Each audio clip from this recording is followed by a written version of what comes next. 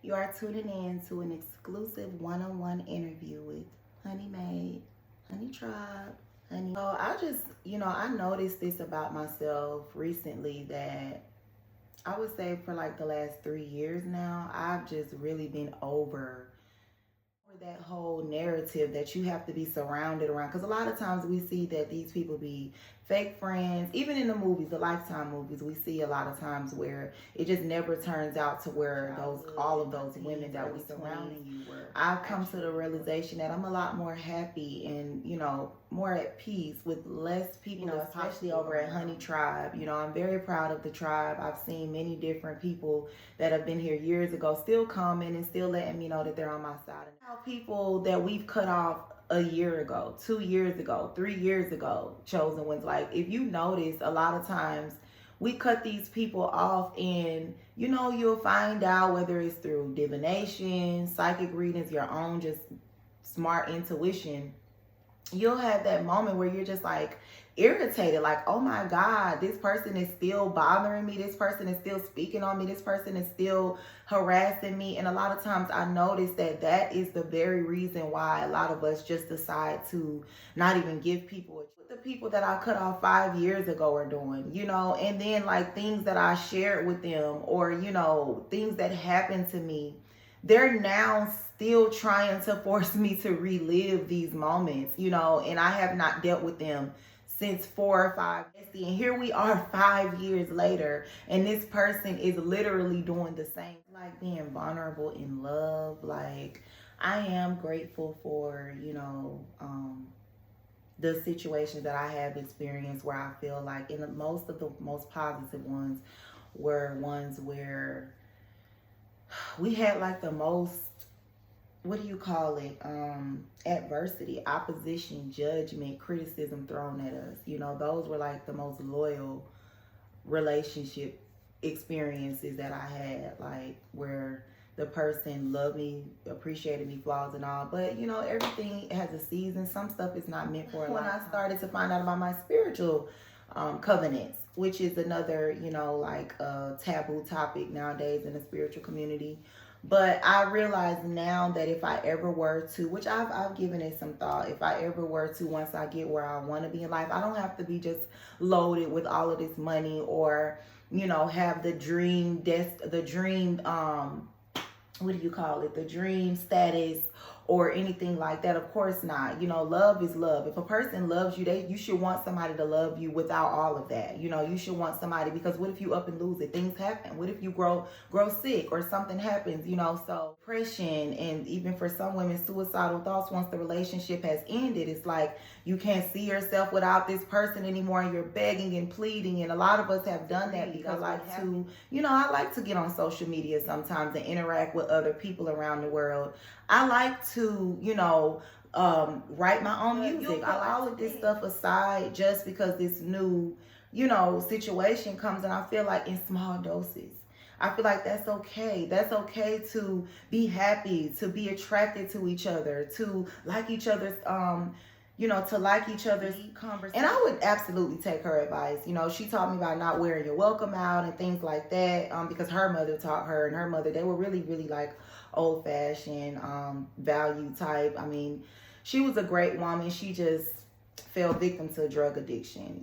Very smart, educated, very business oriented and things like that. So that's where I get all of those positive traits, as well as my other siblings. Exciting. It's such a high. It's another person, and it's like you have the twin flame thing going on, and you like their conversation, they like your conversation, and maybe the attraction is there too, and maybe there's a little sexual chemistry there. And a lot of times I don't think that many people have got the advice or went through certain experiences to realize, hey, I should have took that in doses. Now, some situations I believe that they're just not meant to be.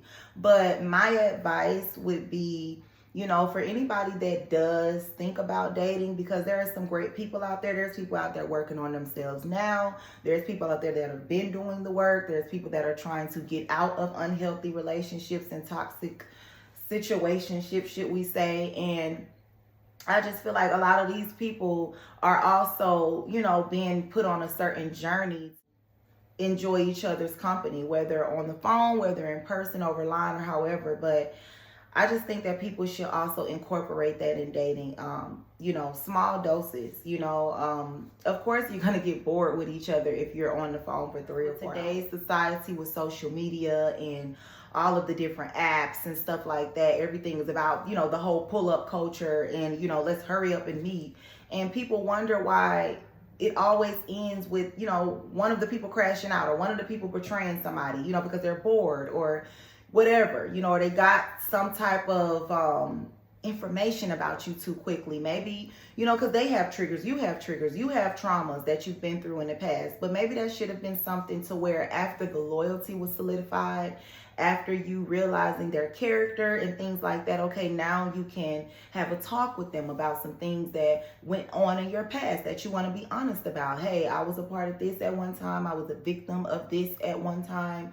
You know, I experienced this at one time, instead of, oh, it just coming out because things are going too fast. And, you know, so for me, I'm at that space where I realize a lot of these type of things, and as well as, like I said, I don't have to just be loaded with money or just have the dream status and things like that, but I would want to be in a space where me getting with another person does not take up 80% of my daily life that I had previously before getting into a situation with somebody. I want it to be where it's a small portion of that. And then they show me, you know, and vice versa. We show each other that we're worthy of all of the other things that you're working on or that you have been able to actively, you know, find some type of foundation in. And then you'll be able to, you know, say, okay, well, this person, I don't feel like, you know, whether this person leaves my life or they stay, I don't feel like I'll be sacrificing anything that I'm working on. I don't feel like this person will take from that. Or if I were, like I said, to leave this relationship altogether, I don't see me feeling like, okay, what do I do? Like, that's truly what happens. A lot of women, they throw away, you know, the fact that they were part of a book club, or they used to like to cook, or they used to like to sew, or they used to like to watch movies, or, you know, they had homegirls that they, you know, absolutely gave their time to. And now this person, it just, everything is about healthily, and first found out if this person was even worth going on this journey called life with you and becoming a life partner, you wouldn't have ended up feeling that way, you know, because what if they weren't? What if you found out that they were just putting on a mask the first, you know, 90 days of y'all society? People are just, they're not, you know, in it for real love anymore. Let's just be honest. A lot of people are not looking for that. And so you just have to weave through and make sure that who you're dealing with, you know, that you're able to overlook some things. Nobody's perfect.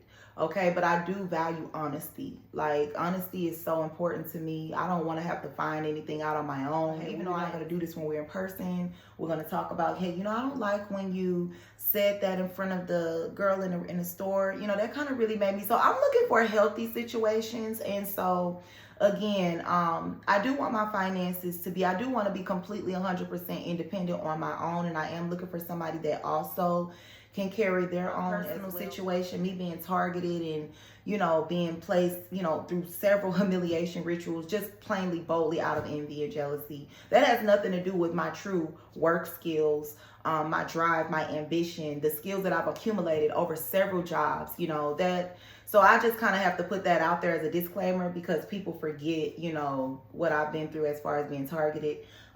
If I would have been able to get these jobs that I've applied for in the past and keep them, which some I did get, but I didn't keep them because people were like, well, now that you're making this type of money and I'm seeing what you're doing with the money, I wonder what would happen if we fire you, if we get you fired, you know. And so I've dealt with a lot of situations just out of just music. I am so comfortable being an independent artist. I really enjoy not having so many like different expectations, different people telling me, hey, wear this, be this, sound like this, talk about this, because I went through that early on, and I enjoyed like the hype that it came with. I seen so many people trying, and it was such a very young age in my youth.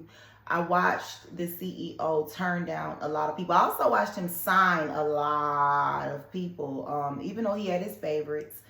But I watched so many people just hungry for that opportunity. And I'm not going to say I took it for granted because it just fell in my lap. I'm not going to say that. But that's the only thing I can say that made me feel grateful for having that spot, was watching so many men, women. He turned down so many people. I watched people come by with their parents, and I'm talking about other people, and have like little signs in their head like "Go such and such," whatever their rap name or singing name was, and like an interview, and him telling them like, "I'm gonna get back at you," and yeah, they definitely sound good. I like that, and da da da. And once they leave the studio, he's just kind of like and laughing with us about it. And so those were the things that mainly made me appreciate that part of another thing that I learned as well, that a lot of times management, CEOs, record labels, I learned early on that it's best to let them scout you out. And I know that that's absolutely not the advice that's out there. The advice is to show them how well you can go viral. They don't really care about that stuff. I'm just going to be honest. They don't. I mean, when it comes to people that they want apart to bring numbers in and to do like the heavy manual work and labor, yeah, I guess. But a lot of these people, I mean, just think about it. They have the money, they have the equipment, they have the numbers, they have control over the numbers and who goes viral and who goes public and who goes to the top of the charts and who crosses over. They have complete control of all of that. So why, if they want an artist, would that artist have to do all of that? They know how to contact you. They know who to send to you. And so this is some stuff that I learned as well, because I always were like Atlanta, because that's where I technically grew up, where there would be like really good dudes that could rap, like freestyle. They might have not had the best clothes on, or they might not have had their own ride to the studio. It might have been, but I'm talking about talent was just there through the roof. And I'm listening myself, and it's a lot of other people on the label that's in there at that time that that they push more, that they get merch for, that they book more shows for, and we're all in there, and I could feel them like, oh shit, maybe this nigga finna take my spot, or maybe this nigga finna be in the studio more. And that's when I learned, like, these CEOs, whether independent or major, it's the same game. Okay, it's because they learn from the major labels. It's who they want ultimately. Now, there are rare cases where somebody will put in a lot of work and they want to be signed to this label, and it just, their luck plays out and they shake hands and they got a deal. It is a few rare situations where that happens, but a lot of times I feel, just giving advice, that it would be best in any case, whether this is independent contract or label or a major one. I feel like it's best to just want them to want you, want them to seek after you, to reach out to you, to comment under your stuff, and to, reach out to you. Because a lot of times when you, when you respond to certain emails, because that's something else he used to do. He would post like a lot of different opportunities on MySpace. This was during MySpace days, or Facebook had just started, to come out, and he put a lot of stuff on YouTube as well. But he would make it seem like he's always looking for artists, so I didn't blame these people for showing up or contacting him or reaching out to him, because they wanted that opportunity to, grow a fan base, especially at the age that, most of us were, most of the people were older than me. But nobody was like over 25. Everybody was the average age was like between 18 to 23, right? And you had a nice amount of people that were like 14, 15, and 16 that he was interested in at the time. And so I just remember thinking to myself, this has to be more, this has to be bigger than talent. It has to, because there's been some women in this studio coming here that have the most beautiful voices, that look really, really good, but maybe he would have been an asshole towards them and just didn't decide. Maybe the person, like, I've just seen so much weird stuff then, and eventually some things took place with me as well, where I kind of decided to distance myself, and I absolutely still booked my own shows. I still signed up for all of the open mic opportunities, karaoke. I went to different studios and stuff like that. So I still used all the experience that I had, by being signed. But I just feel like a lot of times, just advice when it comes to people wanting to be signed, because I really enjoy the freedom that I have.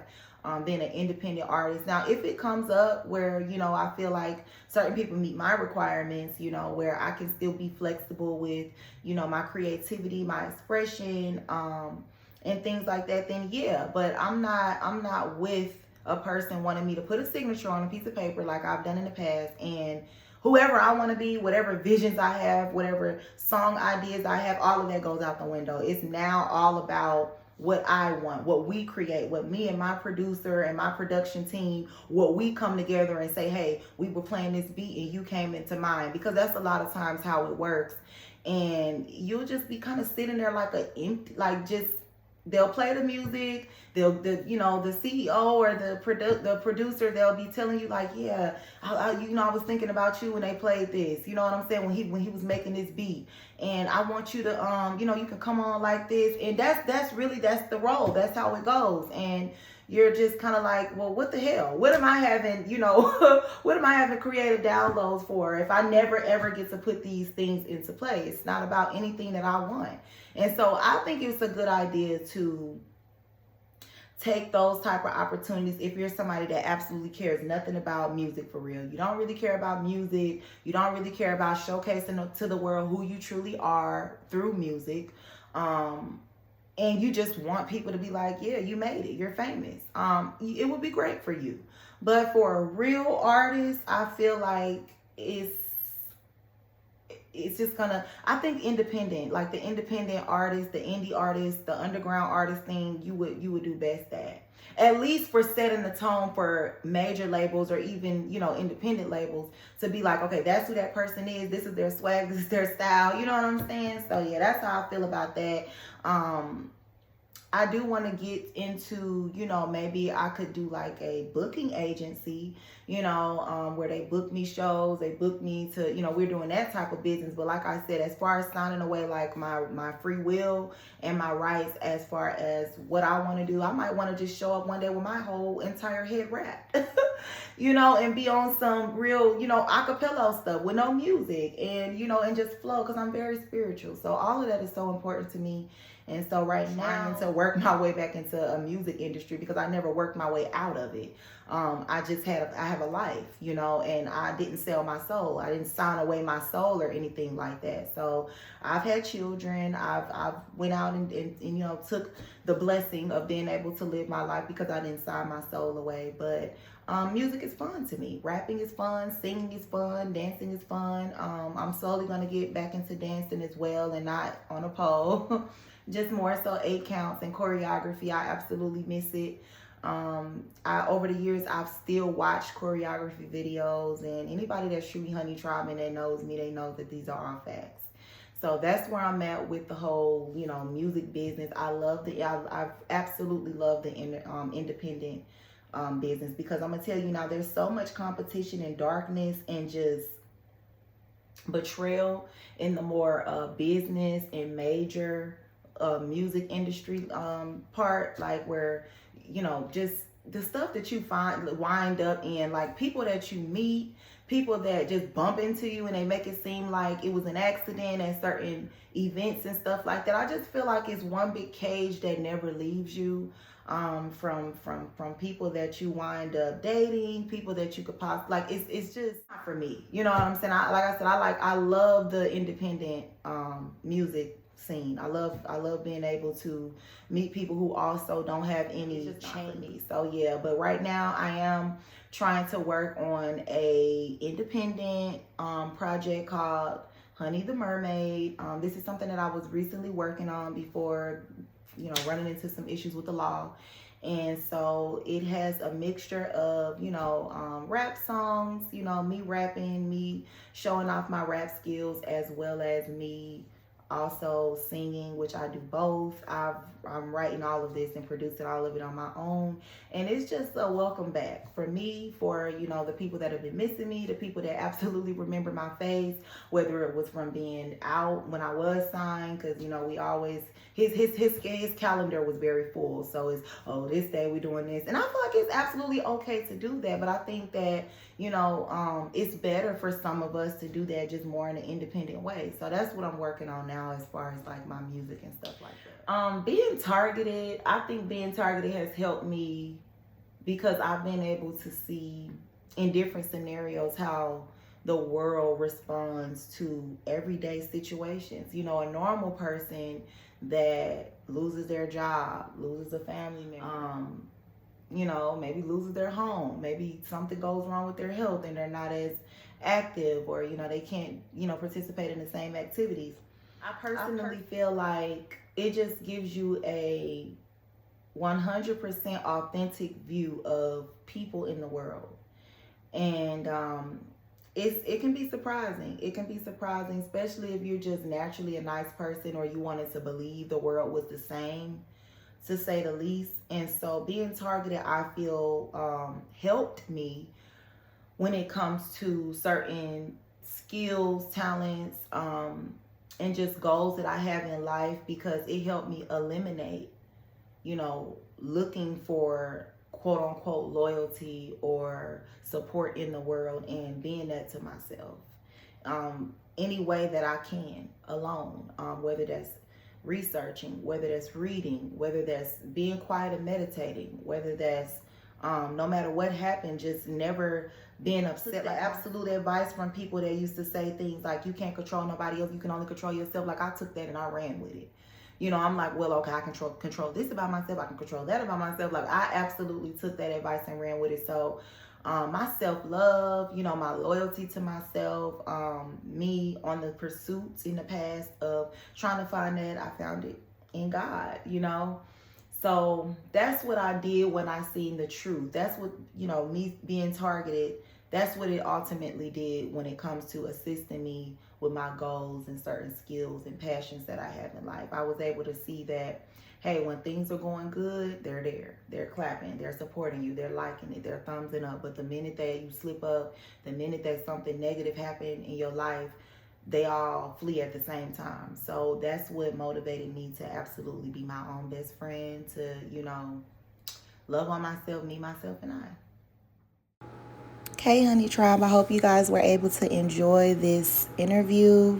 I tried to think as many different things that I know y'all that's Honey Tribe or just targeted or consider yourselves to be chosen would want to know, about me. But if you guys like this, comment down below, let me know, and I can absolutely do some Q&As. And as far as the gang stalkers, we're not worrying about them trying to say who was I talking to. Love you.